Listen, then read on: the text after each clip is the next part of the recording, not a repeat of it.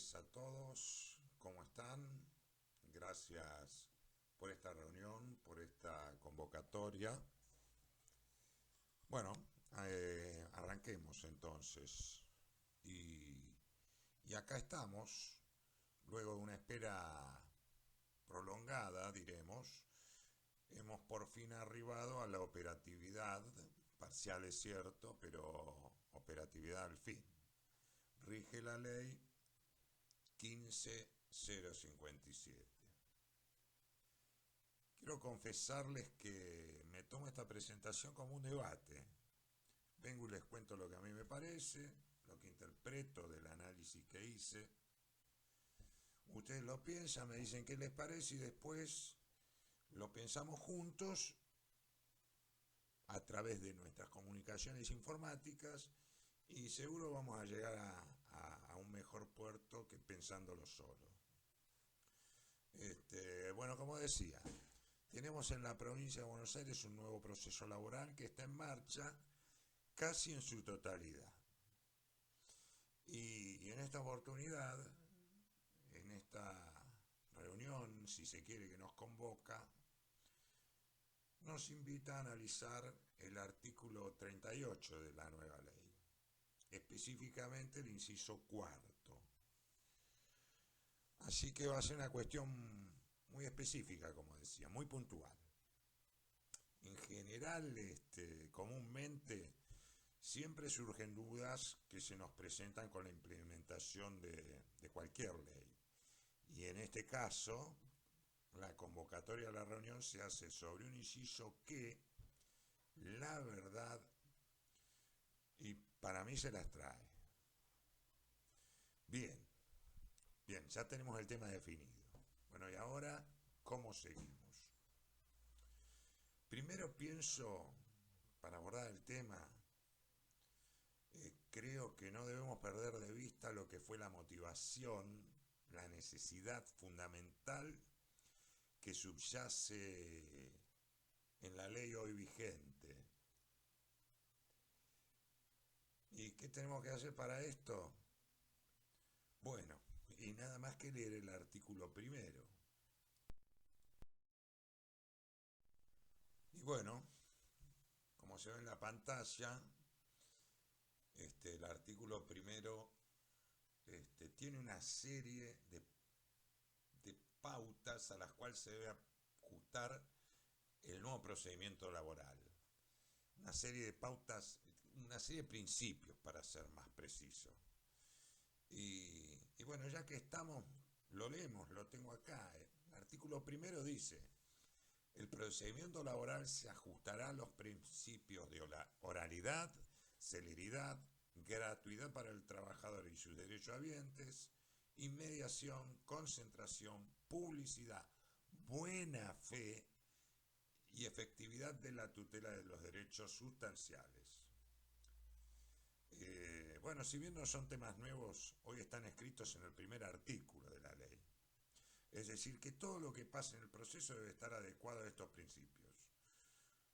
Lo cual, introducirlo en una norma como fue plasmado en esta, me parece que es altamente saludable.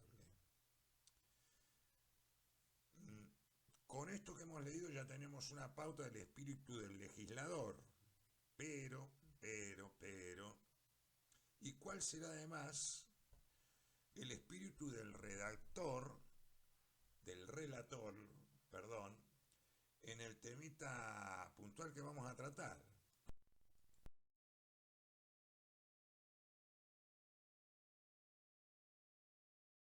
Siempre me gusta buscar en los mensajes de elevación de proyecto de ley, ¿no? Ahí se ve qué se quería y después qué se logró finalmente. Digamos que es como visualizar el camino de la democracia, o a lo menos del trabajo legislativo. Si vamos al mensaje de elevación, y ahí nos centramos en la parte que reseña sobre la audiencia preliminar, el relator le decía el Congreso que esta herramienta, la de la audiencia, era de entre las de gestión procesal una de las que había crecido más. Como se lee en el primer punto de la pantalla, de la filmina que estamos mirando en este momento. Que antes de la etapa probatoria, sigue, el juez iba a tomar contacto directo con el conflicto. Esto en cierta medida, en la ley definitiva está modificado. Y que si todo lo demás no daba resultado, para que el proceso fuera más rápido, se delimitarían los hechos controvertidos y se iba a detallar la prueba para acreditarlos.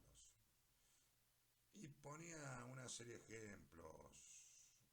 A ver, hay un segundo que los tengo por acá, un segundo. Bien, acá tenemos los ejemplos, son algunos ejemplos interesantes. Yo extracté algunos de todos los que estaban consignados en el mensaje de elevación. Lo interesante acá es, fíjense que los tres primeros, que es el Código de Nación, el Código de la Pampa y el Código de Formosa, se usa la palabra conducentes. En cambio, en el Código de la Provincia de Buenos Aires se usa la palabra inconducentes. Igualmente hay un ejemplo muy ilustrativo de cómo se trata la audiencia preliminar, que es la ley 12.008 de la provincia también, que es como digo, el contencioso administrativo de Buenos Aires.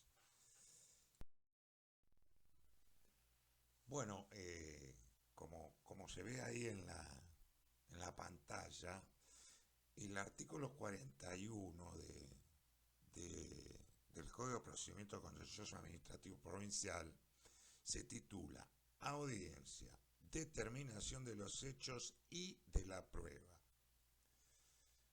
Nótese que hay ahí una I, una conjunción I, que es una palabra que se usa para unir palabras o cláusulas en concepto en sentido afirmativo. Este artículo en el inciso A ordena al juez. En el mensaje se decía, esto es textual, ¿no?, que la audiencia serviría para, en definitiva, decidir un plan de trabajo que culminará con la fijación de la audiencia de vista de causa. Es decir, se planificaba, se pretendía que el juez pudiera tener una aplicación previa a llegar a la audiencia de vista de causa. Bueno, y concluía el mensaje, tal y como vemos ahí, que esto es textual, que en conclusión se pretende evitar dispendios y esfuerzos procesales innecesarios, superfluos o dilatorios. Todo ello en la inteligencia de que un proceso ordenado para el juez y las partes mejor realizará los principios del artículo que inicia esta forma, es decir, del artículo 1 que ya habíamos leído. Bueno, entonces, como decíamos, el mensaje de elevación nos resaltaba, como quedó también en la ley, esos principios que hablábamos de la concentración, la oralidad, la inmediatez, la celeridad. Yo agrego como muy importante que esté ubicado en ese punto el de la buena fe. Y bueno, esto de la audiencia preliminar es que se tiende a que las partes se acuerden, a facilitar las posibilidades que las partes se acuerden. bueno, en el proyecto el juez iba a tomar contacto directo con el conflicto, con las partes, de manera directa e inmediata, decía el mensaje. Pero, bueno, un plan puede fallar. Como quedó la ley, el juez no estaría obligado a estar en la audiencia. Ustedes saben que el otro día conversamos con un colega, amigo de años, y, y nos preguntamos, ¿no? ¿Quién escucha las partes, no? Porque en realidad no está fijado, un funcionario desde ya. Y bueno, me dijo, ¿no? Quédate tranquilo, me dijo, alguien la va a escuchar. No, no, no. Y bueno, ¿qué me iba a decir, no? Después, si quieren, vemos qué se nos ocurre con esto de quién escucha las partes, pero quién escucha las partes como una competencia, como una obligación. La verdad que eso no está fijado. Eh, bueno, seguimos. Entonces, vamos a pasar a la próxima, a la próxima pantalla. Bueno, y acá estamos con el famoso artículo 38, con el inciso cuarto del artículo 38. Y, bueno, ¿qué dice el 38? El encabezamiento dice que las partes van a ser citadas a comparecer en una audiencia preliminar dentro de los 20 días desde que se hubieran contestado los traslados previstos en el 34 o vencido los plazos para hacerlo. Es clarito, una vez que se trabó la litis se debe convocar una audiencia que tiene el carácter de preliminar. Y bueno, curioso el nombre, ¿no? Porque no les parece, resulta que la llaman preliminar y en ella se resuelven temas que, como se decía antes, ¿no? Causan estados. Bueno, dejando de lado la anécdota semántica. Bueno, el artículo tiene 9 incisos. Y bueno, para llegar al que nos ocupa esta vez, deben haber pasado o no ciertas cosas. El primer inciso, para llegar hasta acá, nos indica que fracasó la conciliación, en todo o en parte. Esta conciliación que como quedó redactado el artículo, tiene algunas palabritas ahí que no han conformado mucho a la doctrina. Y en algún aspecto me parece que tienen razón.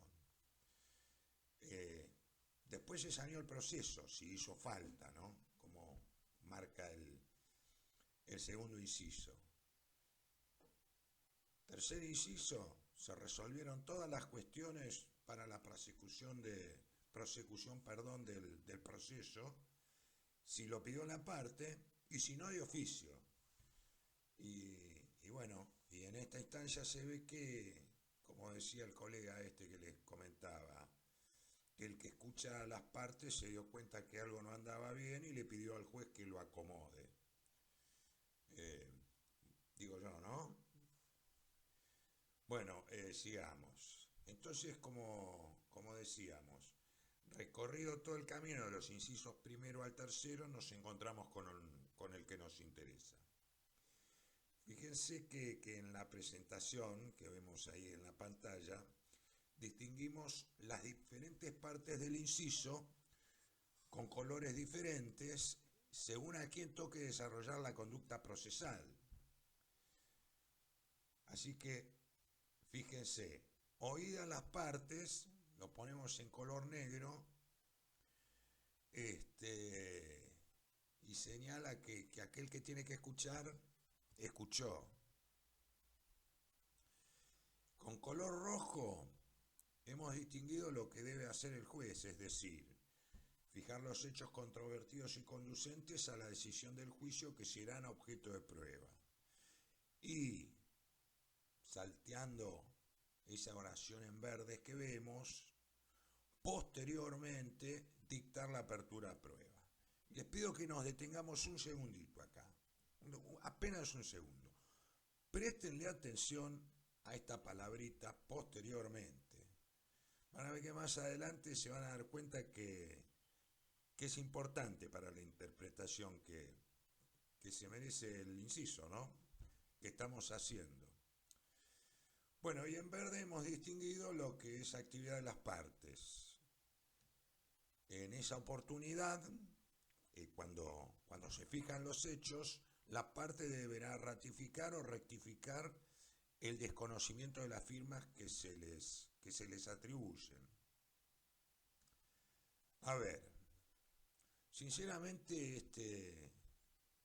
este apartado está muy bien desde el punto de vista de observar los principios de celeridad, oralidad, mediación y concentración, ¿no? Como venimos destacándolo. Y en esta situación que ocupa la parte, el tema es que el verbo deberá lo transformaría en una obligación. No sé si coinciden. Y entonces me pregunto, ¿y qué pasa si miente?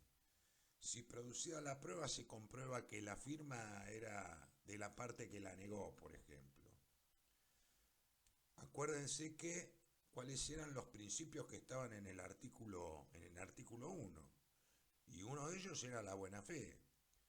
Se viola el principio de buena fe del artículo 1 cuando ratificando, rectificando, digamos ratificando, se miente, se falta la verdad. Y si se viola este principio, ¿corresponde alguna sanción?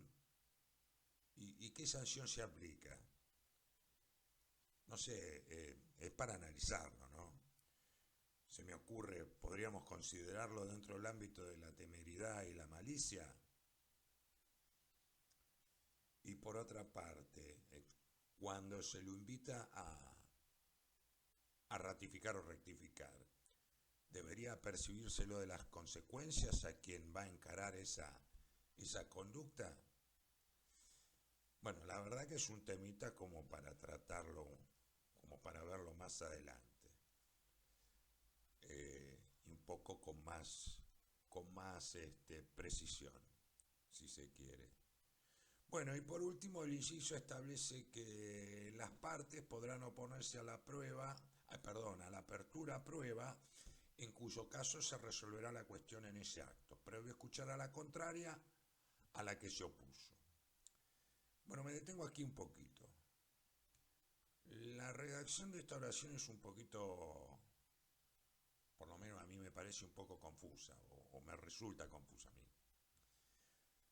Si ya se fijaron los hechos controvertidos inconducentes 2 oraciones antes, un rato antes en la audiencia, quiere decir que las partes ya tuvieron la oportunidad de recurrir la fijación de los hechos controvertidos y conducentes, y que esta actividad, que esta resolución, quedó firme en todo o en parte, en todo, digamos. Bueno, se puede haber recurrido, con lo cual no va a generar actividad probatoria.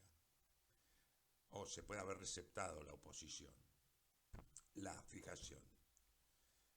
Entonces creo que la única situación que se me ocurre sería la que va como declarada la cuestión de puro derecho.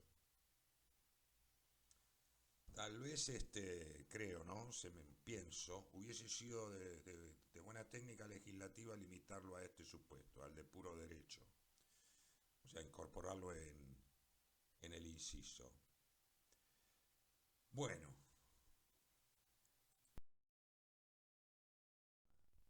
cuando llegamos a este punto que es no digamos novedoso, pero en el procedimiento laboral es nuevo, y que seguro va a traer, no digo problemas, pero seguro muchas interpretaciones diversas, ¿no?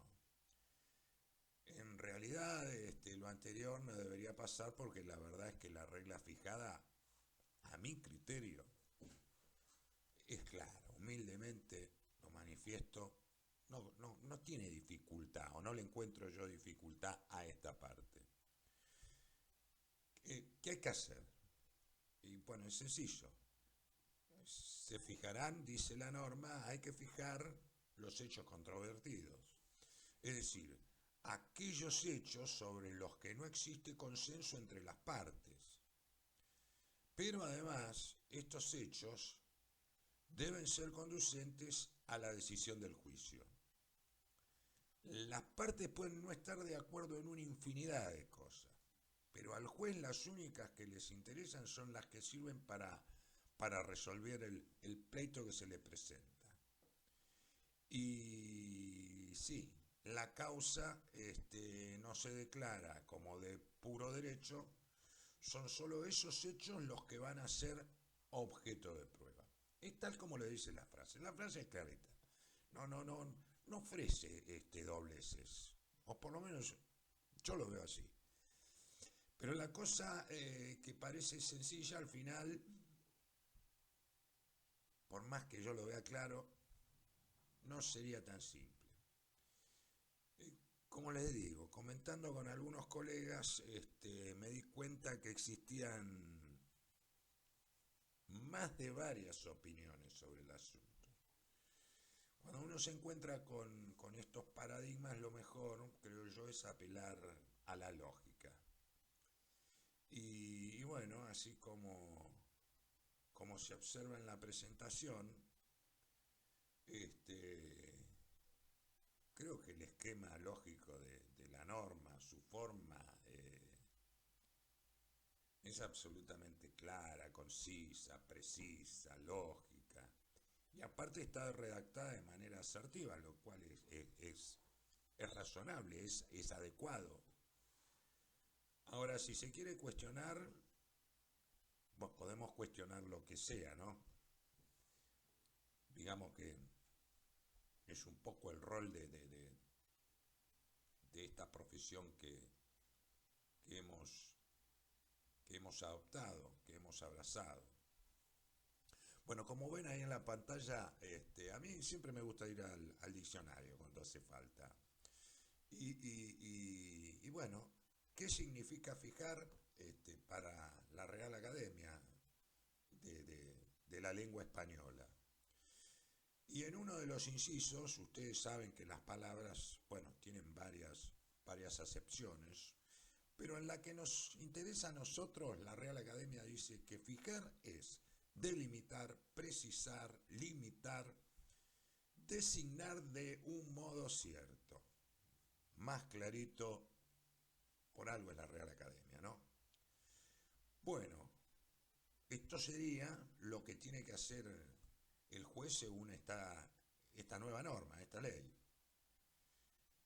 Pero y ahí abajo en la pantalla nos preguntamos, ¿es una facultad o una obligación? Bueno, nos adelantamos un poco, creo que ya lo hemos respondido, este interrogante, ya la dimos hace unos minutos. Aunque ¿por qué sería una obligación? Y como se lee así ahí en la presentación, porque desde un punto de vista gramatical, la obligación que emana de la sentencia de la oración es incuestionable. Y además, porque, insisto, desde el punto de vista gramatical, para que sea lo contrario debería existir un verbo auxiliar o una construcción gramatical que indicara una facultad de elección del destinatario o el obligado, que en este caso sería el juez. Bueno, acá habíamos encabezado con la pregunta, ¿quién debe fijar los hechos? Esto tiene que ver con que el proyecto original obligaba al juez a asistir a la audiencia y finalmente la ley salió diferente. En el Código Contencioso de la provincia la cosa es bien clara, como ya lo habíamos dicho. Tal vez aquí no surge del inciso puntualmente o del artículo como se había pensado en el proyecto original, pero como ya adelantamos, repetimos, el que los debe fijar es el juez, no existe otra posibilidad. ¿Por qué? Bueno, primero porque son deberes de los jueces decidir las causas de acuerdo con el orden en que hayan quedado en estado, salvo las preferencias a las cuestiones urgentes. Bueno, esto es una verdad sabida. Y segundo, porque si vamos al mensaje de elevación del proyecto, que hoy devino la ley 15057, por más que no esté el juez previsto en la presencia del juez en el artículo 38, ahí leemos que la voluntad de quien redactó y envió el proyecto al Congreso para su tratamiento y posterior sanción, expresaba que el juez delimitará los hechos sobre cuya controversia deberá pronunciarse, ¿no? No obstante, para el caso actual que se presente alguna duda, quisiera señalar una pauta interpretativa. Las consignamos ahí al costado, pero ya lo venimos hablando esto. Y es que, por ejemplo, el Código de Procedimiento de la provincia, que es de aplicación supletoria, pero no en este caso, se regula que el juez determinará en su caso los hechos que considere inconducentes, así como las medidas de prueba improcedentes, superfluas o meramente dilatorias. En cambio, cuando leemos la ley 15057, la que estamos tratando, en su especialidad en la materia laboral, regla todo lo contrario. Como ya dijimos, lo destacamos en pantallas anteriores. Acá se van a fijar los hechos conducentes. Y si hacemos un análisis finito de las normas, bueno, en realidad, si hacemos un análisis grosero de las normas, que sean conducentes o inconducentes, los que se fijan, desde el punto de vista lógico da lo mismo, porque al fin y al cabo la fijación de unos determina por exclusión a los otros. ¿Se entiende? Bueno, creo que sí.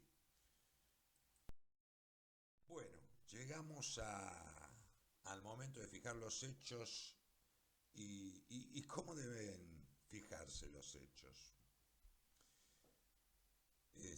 Bueno, en primer lugar, aunque parezca una obviedad, vamos a decir que debe hacerlo el juez, como ya venimos sosteniendo, mediante una resolución interlocutoria. No, yo no encuentro, la verdad, otra herramienta jurisdiccional como para cumplir esta manda de la ley. Obviamente, para que la parte pueda tener certeza de qué se está fijando, nosotros encontramos tres formas para identificar los hechos controvertidos y conducentes. A ver, si son varios pero no todos, hay que fijarlos individualmente. Las partes tienen que conocer de todo el universo cuál, identificarlo. Si son todos controvertidos y conducentes, no hace falta individualizarlo, porque en realidad simplemente se hace contar que son todos, se identifica la individualidad de un grupo, de un conjunto. Y lo mismo si no existe ninguno controvertido.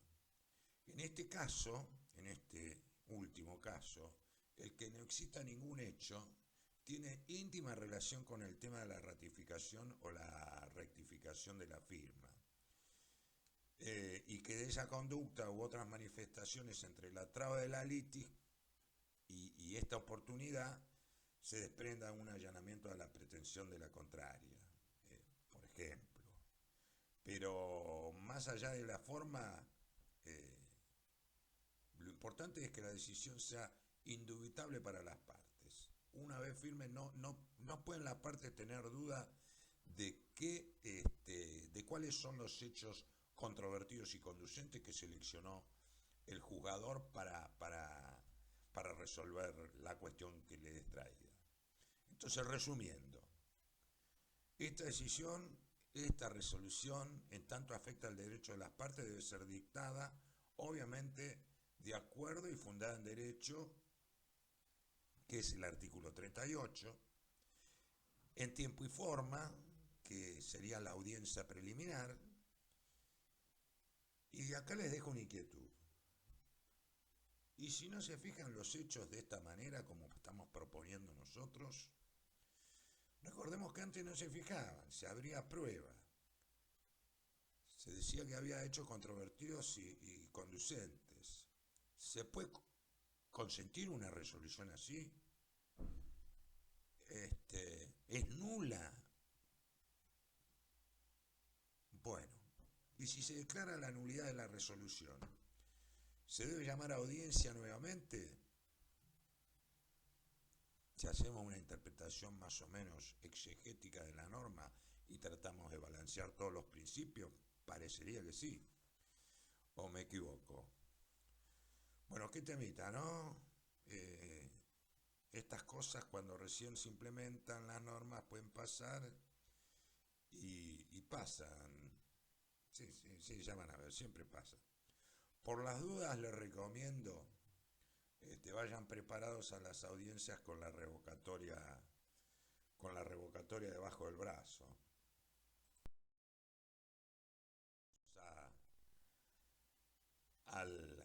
al tema que sigue. Bueno, este es un tema medio puntual. A mí se me ocurrió traerlo porque, no por casualidad, este es un tema real.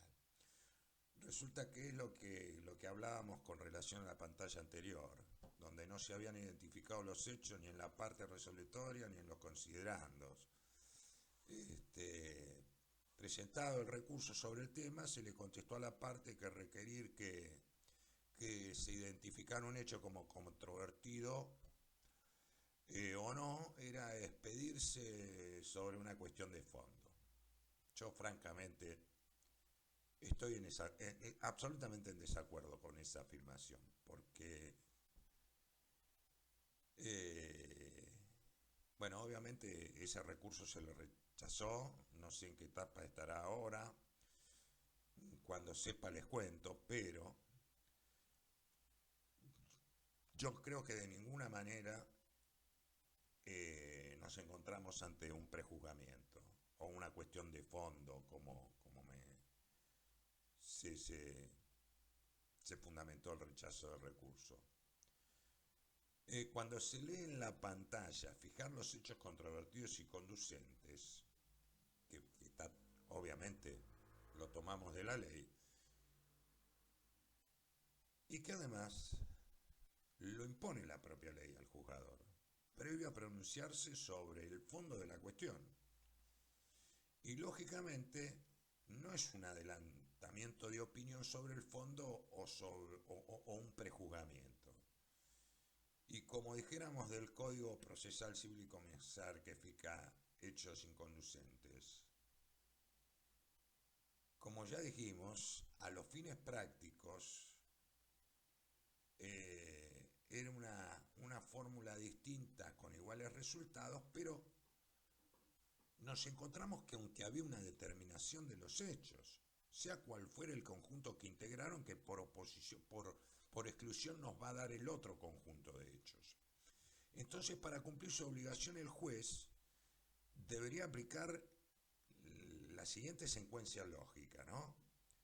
Primero, identificar dentro del conjunto de los hechos presentados por las partes cuáles no son controvertidos. Si existen, esto no le interesa al juez para resolver. Reiteramos, volvemos a reiterar este punto. Pero me parece interesante hacer el desarrollo. Lo que queda forma parte del conjunto de los hechos controvertidos. De este conjunto de los controvertidos, deberá descartarse el conjunto de los inconducentes, como hacen en el civil, que descartan de arranque el conjunto de los inconducentes. Luego de este proceso lo que queda son los controvertidos y conducentes. ¿Se entiende? Entonces, yo los invito, ¿no? Analicemos. ¿Se puede identificar un prejuzgamiento en esta actividad si es solicitada por la parte frente a la ausencia o incompletud de la resolución. La verdad que para mí no, porque, a ver, leamos el cuadrito rojo que está ahí en la pantalla y la respuesta es clara. Fíjense que el prejuzgamiento consiste en revelar con anticipación al momento de la sentencia una declaración de ciencia en forma precisa y fundada sobre el mérito del proceso o expresiones que permitan deducir la actuación futura del magistrado por haber anticipado su criterio en la causa, de manera tal que las partes alcanzan el conocimiento de la solución que se dará al litigio por una vía que no es la prevista por la ley en garantía de los derechos comprometidos. A ver, cuando se fijan los hechos controvertidos y conducentes, no se hace más ni menos de lo que se viene haciendo hace años. Es decir, un hecho presentado por una parte no es controvertido o negado por la otra, no es un hecho controvertido. Y es conducente en la medida que tenga relación con la finalidad del proceso, con la resolución del proceso. Bueno, pero veremos, así están las cosas. Bueno, la motivación de la fijación de los hechos. Llegamos al tema de la fundamentación, de la motivación de la fijación de los hechos. Como ya dijimos anteriormente, el juez debe fijar los hechos, es decir, como ya les dije, como decía la Real Academia, designarlos de un modo cierto. Y como venimos sosteniendo, ello debe individualizar o un solo hecho, o ya sea un ente o un grupo completo de ellos, pero que en realidad harían a una individualidad en cuanto a sus características. Este resultado, como en cualquier sentencia, debe estar motivado, debe estar fundamentado. Se debe respetar el principio de congruencia, es decir, la correspondencia entre lo que se pide, es decir, entre cada hecho de los presentados por las partes y lo resuelto en la fijación de la que resultan definitivamente estos hechos controvertidos y conducentes. Esta resolución debe exhibir la experiencia lógica que guió al juez, el camino lógico que muestra a la parte cómo de un punto X se llegó a un punto Y, es decir, evidenciar la integración que resulta de la combinación racional de los antecedentes que congruentemente resultan en la resolución. Esto es vital si se debe recurrir y es vital porque se debe saber por qué se tomó tal o cual decisión. Convengamos que este es un tema que a esta altura está agotado para otros supuestos. Y por ejemplo, a ver, otro tema de la realidad.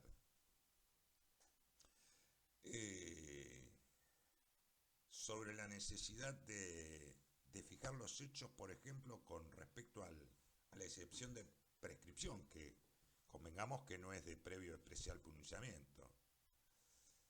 El artículo 33, como sabemos, dice que si se opusieran la prescripción y pudiera resolverse como de puro derecho, según el artículo 37, esto se hará previo a la audiencia preliminar. Entonces, si se identifica que se puede resolver como de puro derecho en ocasión de la audiencia del 38, y bueno, yo pienso, estoy convencido que apoyando los principios del artículo primero de la ley, esto debería hacerse. No debería caerse en un dispendio jurisdiccional innecesario, costoso y por qué no decirlo, ¿no? En ocasiones traumatizante para alguna de las partes o para ambas partes. Igual permítanme, ¿no? Es muy ilustrativa, por lo menos para mí, la parte del fallo que se transcribe en pantalla, la parte que dice en el cuadro rojo rojo que se transcribe y se pintó de verde.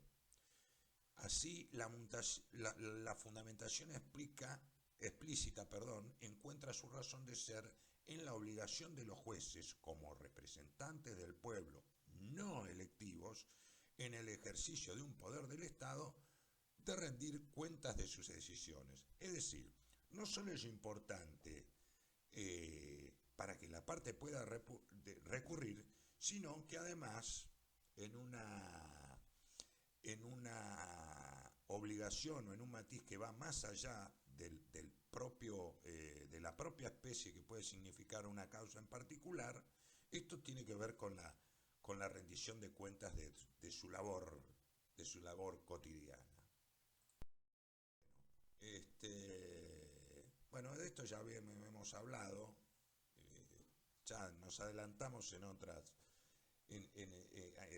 otras pantallas sobre este tema de la rectificación y la ratificación. De lo que hemos analizado, hasta que tengamos claridad sobre qué va a pasar con la sanción, me refiero, y esos temitas que esas dudas que nos habíamos formulado, que yo por lo menos me formulo, perdón, si no va a decir la verdad, mejor que no hable, ¿no? Bueno, pasemos a la otra.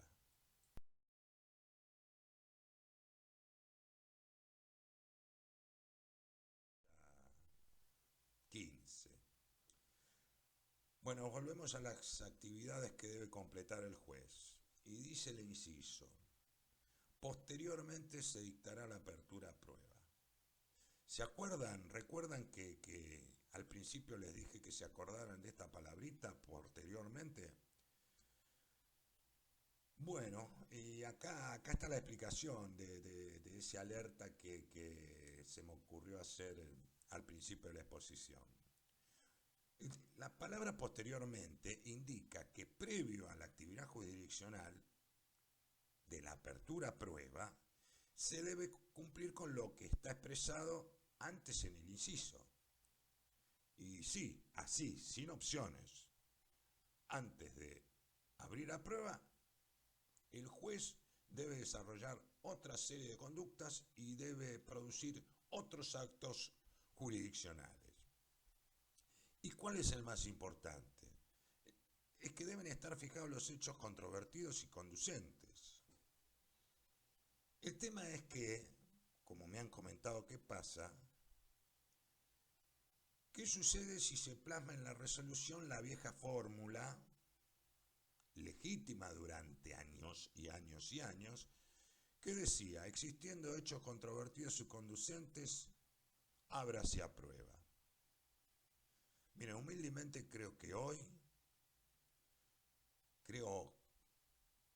hoy que la vieja fórmula con este esquema legislativo que está vigente estaría mal. Hoy la ley le exige al juez que los hechos controvertidos y conducentes se fijen, y como ya dijimos, esto requiere que se identifiquen y además se debe fundamentar por qué. Creo que la ley nos propone una secuencia lógica, como lo plasmamos allí en la pantalla, que no tiene fisuras. Lo principal es fijar los hechos controvertidos y conducentes, ¿no? Y lo accesorio o subsidiario es ordenar primero la apertura a prueba y después proveer la prueba que sirva para la comprobación del principal. La verdad es que analizado desde un punto de vista lógico, no podrían existir dudas. Pero, bueno, bueno, acá se nos coló el inciso quinto, básicamente porque tiene que ver con la prueba, que es el tema que habíamos tratado en la pantalla anterior. Naturalmente se van a proveer las pruebas que se consideren admisibles, como dijimos. resolviéndose fundadamente sobre aquellas a cuya producción se hayan opuesto las partes, y como es sabido, se van a desestimar las innecesarias, las superfluas y las puramente dilatorias. Eh, bueno, por ahora llegamos al final de, de, de esta cuestión. Muchísimas gracias, les agradezco mucho y espero que estas tantas inquietudes y algunas certezas que les arrimo, bueno, sirvan de estímulo para seguir pensando en el derecho. Bueno, y nada más, muchas gracias y bueno, sigamos pensando en el derecho.